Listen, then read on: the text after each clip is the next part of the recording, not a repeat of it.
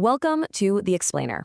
We've all had that nightmare, right? That horrible sinking feeling when your car just sputters and dies on the side of the road. Well, today, we're going to demystify the entire world of towing. We'll cover everything from the services they offer, some of which might surprise you, to the super important rules and official costs that could honestly save you a ton of stress and money.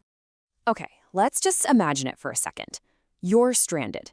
Your mind is racing. You're trying to figure out what to do. Knowing what to expect in that moment can make all the difference. So what kind of help is really out there?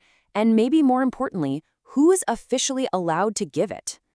So when you make that call for help, you're often getting a lot more than just a simple tow. You should think of these companies less like just towers and more like a mobile pit crew ready for a whole bunch of different roadside emergencies. Yeah, the toolkit they bring to the side of the road is actually incredibly diverse.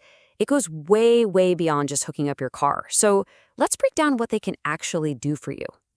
I mean, they can bring you some emergency fuel to get you to the next station, or they can change a flat tire or even jump a dead battery. Locked your keys in the car? Yep, they can help with that too. And it's not just about cars. They're often equipped to handle motorcycles, heavy machinery, and can even help you get rid of that old car that's been sitting in your driveway.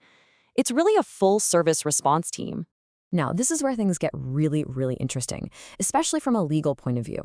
You see, the government doesn't view all towing as the same thing. Not at all. In fact, they split the entire industry into two very separate and very differently regulated worlds. And you've got to understand this official distinction because it's absolutely key. The rules that apply to your situation, they depend entirely on one simple question. Is your car being moved because it broke down or because it was in a crash? So, here's the bottom line. On the left, you've got accident towing. This is for any car damaged in a collision, and it is heavily regulated. And that's to protect drivers when they're in a really stressful spot. The truck has to be licensed, it has to have special tow plates. But on the right, you have trade towing. That's for a simple breakdown. And that whole area is mostly deregulated.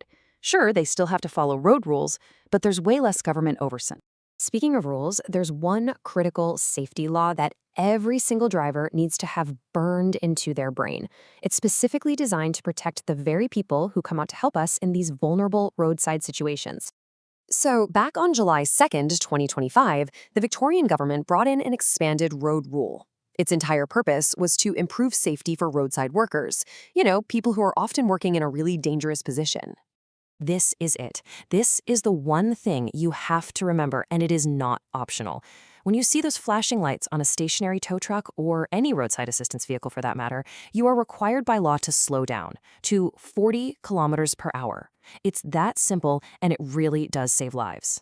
And the process is so straightforward. So first you're driving, you see the flashing lights up ahead, that's your cue. Second, you check your mirrors, make sure it's safe, and you slow right down to 40. And finally, you pass the entire scene at that slower speed, and you don't speed up again until you are well and truly clear of everybody. It's a simple little dance that makes a huge difference.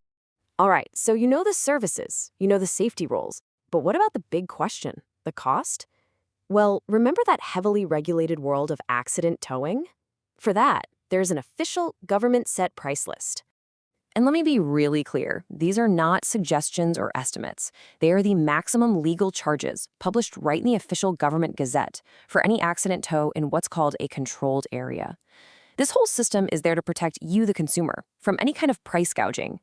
Okay, let's look at the numbers. The starting point for pretty much any regulated accident tow is this, the standard base fee of $279.10. Now, that covers getting the truck out to you and the first 8 kilometers of the tow itself. So, what happens if your car needs to go further than 8 kilometers? Simple. For every single kilometer after that initial 8, they can add a maximum of $4.40 to the total bill. And there's one last thing to factor in, the time.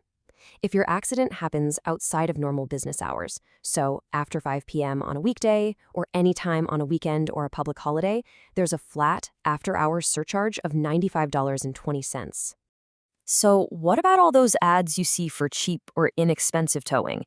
It is so important to understand that those competitive prices, they apply to trade tows, the unregulated breakdowns.